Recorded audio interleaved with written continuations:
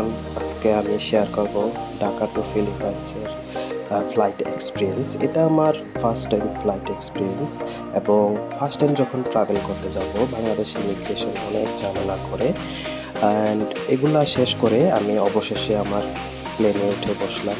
Window seat থাকার কারণে অনেকটা অ্যাডভান্টেজও পেয়েছি এবং বাইরের যে লোকেশনাল ভিউটা আমি এক্সপিরিয়েন্স করতে পেরেছিলাম। দেন আমি টেক অফ করলাম এবং টেক অফ করার ১ ঘন্টা পর ওরা আমাদের মিল সার্ভ করলো অ্যান্ড আমার সাথে আরও ৩ জন ছিল। দেন আমরা ৩ ঘন্টা ৪১ মিনিট ফ্লাইট করার পর চায়নার গুয়ানজোতে গিয়ে পৌঁছাইলাম এবং ওইখানে ৩ ঘন্টার একটা ট্রানজিট ছিল।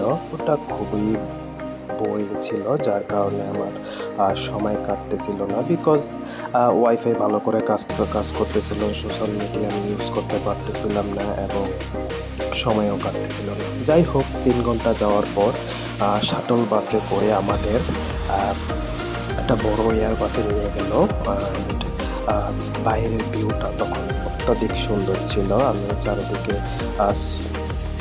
ছবি তুললাম এবং ভিউ ক্যাপচার করলাম এবং এটা খুবই একটা সুন্দর অনুভূতি ছিল। যেহেতু চায়না সাউথ জোনের একটা হাব হলো গুয়ানজো, বেশ সবগুলাই তাদের প্লেন ছিল। অবশেষে ফিলিপাইন পৌঁছাইলাম এবং রাইড শেয়ার নিয়ে হোটেলের উদ্দেশ্যে রওনা দিলাম এবং কিছু ভিউ ক্যাপচার করলাম, এগুলো খুবই সুন্দর ছিল। দেন অবশেষে হোটেলে পৌঁছায় রেস্ট করলাম অ্যান্ড অবশেষে সাবস্ক্রাইব করবেন। ধন্যবাদ।